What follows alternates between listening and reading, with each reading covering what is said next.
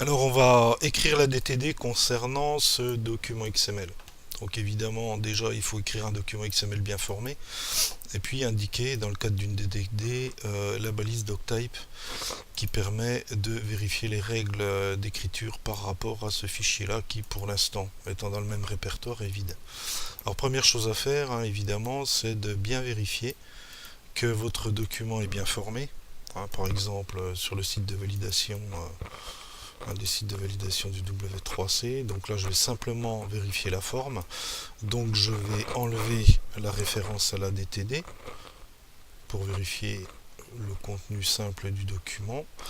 Il n'y a rien à préciser de plus. Je valide. Donc j'ai pas d'erreur. Mon document est bien formé. Alors, je vais revenir sur mon document et puis par exemple, si vous avez une erreur, je vais enlever des balises. Si tiens, il y a une erreur, donc je vais le coller, voilà, et puis je vais enlever le doctype et puis la balise de fermeture non complet.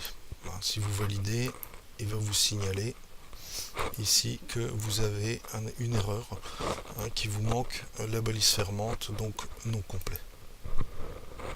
Après, vous pouvez utiliser un éditeur qui permet la validation XML, notamment Eclipse, qui permet de faire des validations de documents bien formés, documents avec DTD et documents avec schéma. Donc pour ce document, on va considérer que les balises qui sont indiquées ici sont en un seul exemplaire et dans cet ordre. Idem pour celle-là. Et puis pour les balises de contact, je peux ne pas les avoir ou les avoir en plusieurs exemplaires.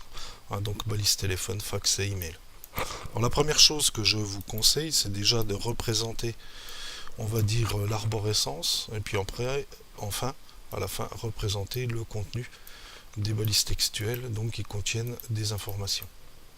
Alors première chose à faire, c'est déjà dans votre DTD, donner évidemment la signature XML de votre DTD. Ensuite, on va définir la structure de l'élément racine, donc ici client. Donc si je regarde, client contient effectivement une balise nom complet, une balise adresse et une balise contact. Donc je vais le préciser évidemment en termes de contenu. Donc ici je donne simplement l'organisation de la balise client qui dans cet ordre contient une balise non complet, une et une seule balise adresse, une et une seule balise contact. Ensuite je vais descendre mon arborescence, donc je vais définir ce que contient non complet, donc une seule balise nom, puis une seule balise prénom. Donc je vais l'indiquer sur ma DTD.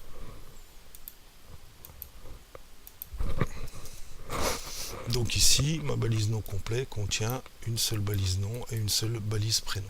Je vais descendre de la même façon sur la description de la balise adresse, qui contient dans cet ordre une et une seule balise nom de rue, une seule balise rue et une seule balise ville.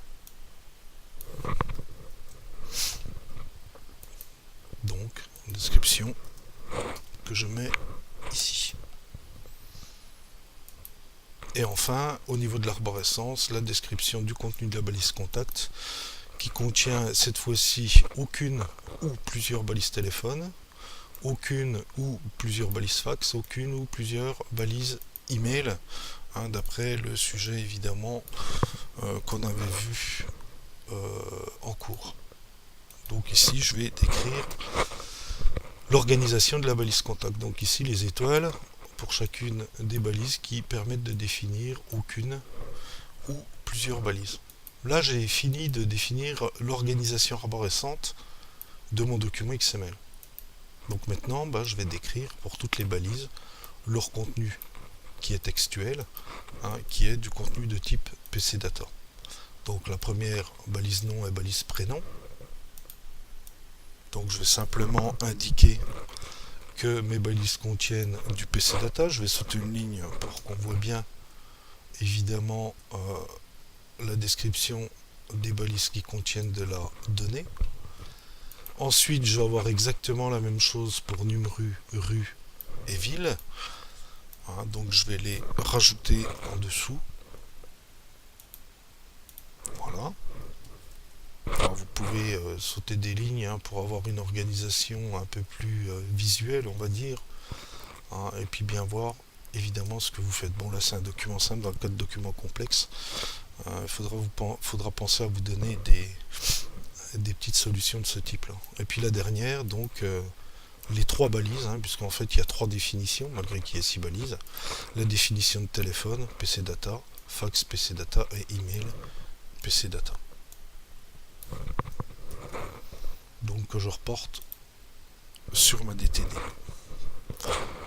Donc évidemment, une fois que la DTD est faite, on va sauvegarder déjà et puis on va vérifier ça sur la validation en ligne. Donc je vais reprendre mon document XML, cette fois-ci avec indication de la DTD. Donc je vais coller mon document XML. Assurez-vous que vous avez bien tout collé. Donc ici, bon, vous pouvez l'uploader, hein, à partir de ce bouton là.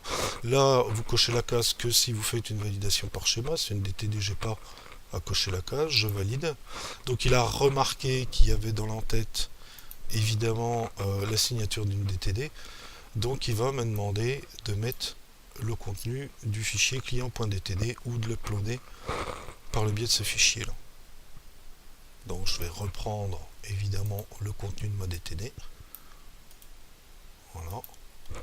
Et puis je vais la coller ou l'uploader ici, en vérifiant que j'ai rien oublié. Et je vais valider. Et là, il vous dit effectivement qu'il n'y a pas d'erreur de validation pour le document XML par rapport à cette DTD là. Bon, vous pouvez éventuellement revenir sur la DTD pour la corriger en ligne. Ah, mais regardez bien si vous avez des erreurs, quels sont les messages que le valideur vous précise.